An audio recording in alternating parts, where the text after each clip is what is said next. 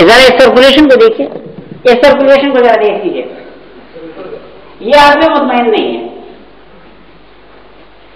ٹھیک ہے، اس نے پیسہ بینک سے نکال دیا، ٹھیک ہے، ایک دوسرے آدمی کو اس نے پیسے دے دیا، کوئی چیز لے لی. جو تھوڑی دیر پہلے اس شخص کا مسئلہ تھا کہ میں اس پیسے کے ساتھ کیا کروں، یہ کما کے نہیں دے رہا، اب وہ اس شخص کا مسئلہ نہیں رہا، اس کا مسئلہ بن گیا. صحیح ہے،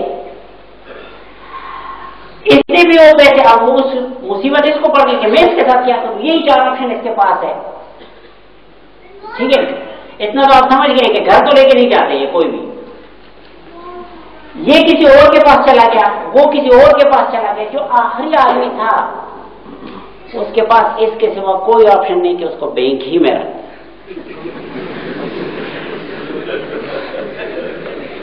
اس کے پاس اس کے سوا کوئی آپشن نہیں کہ اس کو بینک ہی میں رکھ دے. دیکھیں آپ کی یہ دلیل کہ انٹرسٹ ریٹ گرانے سے سیونگ گرے گی، یہ صرف اس صورت میں درست ہے کہ لوگ بینک سے پیسہ نکال کر گھر میں تکیوں میں بھر کے رکھ دیں، ورنہ پیسہ سرکولیشن میں جو پیسہ ہوتا ہے، اور ممکن ہے اگر چیک سے پیمنٹ ہوئی ہو تو پیسہ جگہ سے بھی نہیں ملے گا. پٹھانوں کا مجموعہ ہو تو میں کہتا ہوں تھوڑا سے شاباش گڑا باہر.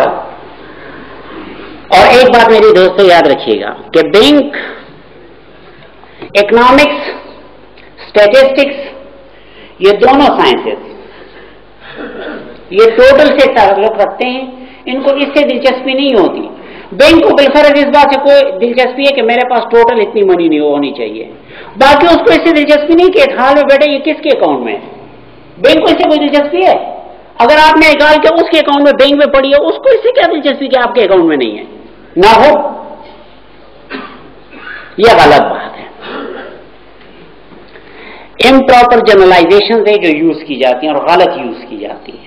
یہ جنرلائزیشن صحیح نہیں ہے کہ تمام بینکوں میں اگر انٹرسٹ ریٹ گیا، ایک بینک کی بات نہیں کر رہا، اگر ملک کے تمام بینکوں میں انٹرسٹ ریٹ 0% پہ گئے، 0% پہ بھی آ جائے، بلکہ شیخ محمود احمد کی انالیسس تو یہ ہے کہ اگر ریئل انٹرسٹ ریٹ نیگیٹو بھی ہو جائے تو سیونگ کم ہونے کے بجائے بڑھتی ہے، اور اس کا باقاعدہ ڈیٹا موجود ہے، مین اینڈ منی میں دیکھا جا سکتا.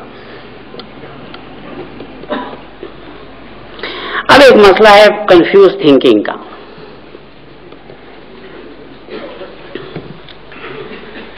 We think that interest is a religious problem of fundamentalist Muslims only. یہ ڈائیگرام بتا رہا ہے کہ یہ غلط ہے. کس طرح؟ ایک عام آدمی، ایک کنزیومر بینک کو 100 روپے دیتا ہے، بینک اس کو کہتا ہے، یہ مثال ہے بات آسان بنانے کے لیے، 100 روپے دیتا ہے، بینک اس کو کہتا ہے سال بعد 105 دے دینا. ٹھیک ہے، 5% کے حساب سے. ٹھیک، بینکنگ سسٹم اسی پیسے کے ساتھ کرتا کیا ہے؟ یہ ایک آدمی نہیں، بہت سارے لوگوں کے پیسہ آ جاتا ہے. بینکنگ سسٹم اسی 100 روپے کو گورنمنٹ کو دیتا ہے، کہتے ہیں مجھے سال بعد 110 دو گے. صحیح. مینوفیکچرر کے ساتھ بھی یہی کرتا ہے، اس کو دیتا ہے، کہتے ہیں سال بعد 110 دو گے ہر 100 پر. ہول سیلر کے ساتھ بھی یہی کرتا ہے، ریٹیلر کے ساتھ بھی کرتا ہے. بلکہ ایک سپلائر مجھ سے رہ گیا اس مینوفیکچرر کا، تو کل ڈاکٹر صاحب نے بہت اچھی طرح بتا دیا. آپ اور سے سنیں، اگر اس کو یہ پیسہ بغیر سود کے ملتا تو اس کا خرچہ گورنمنٹ کو جو پے کرنا پڑتا وہ 100 ہوتے، 110 نہ ہوتے. اس کا خرچہ بڑھ گیا. اس کو اگر عام حالت میں 10 روپے ٹیکس لگانا پڑتا ہے، اب وہ 12، 13، 14 لگائے گا، ٹیکس بڑھے گا. مینوفیکچرر پہ بھی بڑھے گا، ہول سیلر پہ بھی، ریٹیلر پہ بھی، کنزیومر پہ بھی، گورنمنٹ کی طرف. ایک بات،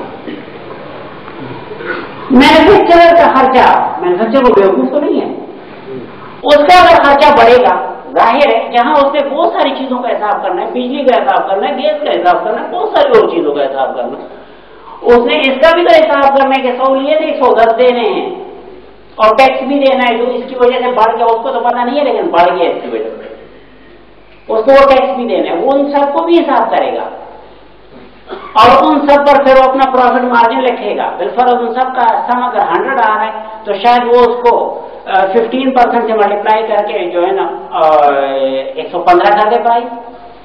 بالکل ہو سکتا ہے. مینوفیکچرر یہ کرے گا کاسٹ اس کی بڑھے گی، لہٰذا جو پروڈکٹ بیچے گا اس کی پرائس بھی بڑھے گی. مزید ہول سیلر بھی یہی کرے گا، ریٹیلر بھی یہی کرے گا. اب آپ اندازہ کریں، میرے خیال میں آپ کو ادھر ہی سمجھ جانا چاہیے کہ اس کو 5 مل رہے ہیں اور پتہ نہیں کتنے پے کرنا.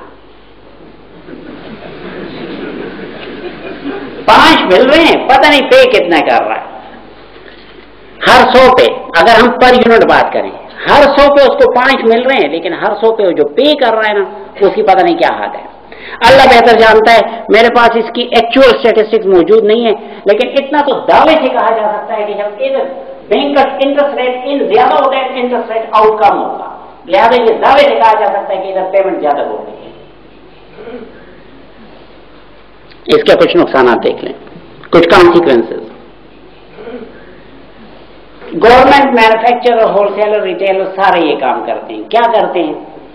ان کو پتا ہے کہ میرے پیچھے ایک ایسا آدمی موجود ہے کہ میں نے ہر صورت پیمنٹ کرنی ہے اس کو.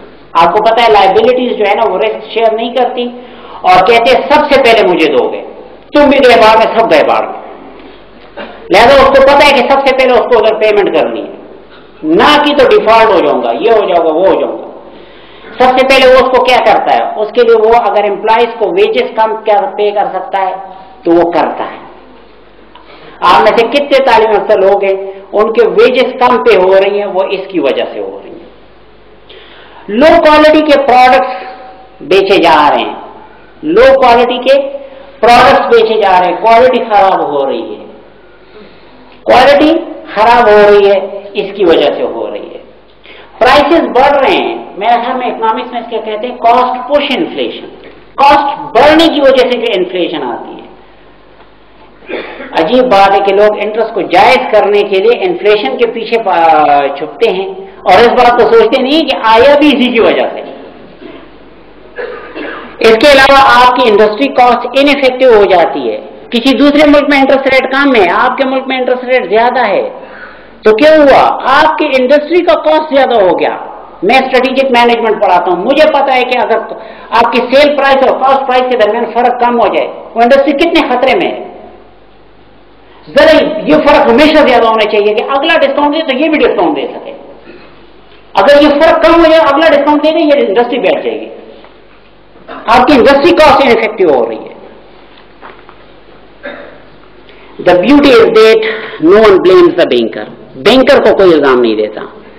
دس is the basic reason behind the failure of socialist movement. دیکھیں ہمارے یہ بات، جب مینوفیکچرر یا گورنمنٹ یا ہول سیلر یا ریٹیلر اگر وہ اپنی امپلائیز کو کم تنخواہیں دیتے ہیں تو امپلائی کو بینک نظر نہیں آتا، ان کو یہ لوگ نظر آتے ہیں. سارے الزام دیتے ہیں یہ منافع خور ہے.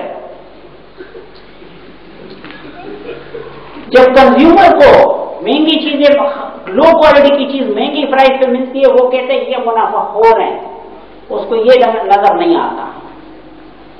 نتیجہ کیا ہوتا ہے؟ نتیجہ یہ ہوتا ہے کہ جب سوشلسٹ موومنٹ آئی اور انہوں نے کوشش کی کہ ایک معاشرے میں انصاف لایا جائے، تو انہوں نے جب ظالم کا تعین کیا تو انہوں نے کوئی یہ ظالم نظر آئے. ریٹیلر، ہول سیلر، مینوفیکچرر، انہوں نے اس کو مارا ہے، انہوں نے پروفٹ کو مارا ہے، انٹرسٹ کو انہوں نے بھی کچھ نہیں کہا، انہوں نے پروفٹ کو مارا ہے. اور آپ کو پتہ ہے پروفٹ وہ اصل چیز ہے جس کی وجہ سے انسان حرکت میں آتا ہے. پروفٹ ختم ہوا تو پورا انقلاب، جو اتنی ساری لوگوں کی قربانیاں تھی، وہ ساری قربانیاں ضائع ہو گئی، سب کچھ ضائع ہو گیا. اور ہوا کیا کہ وہ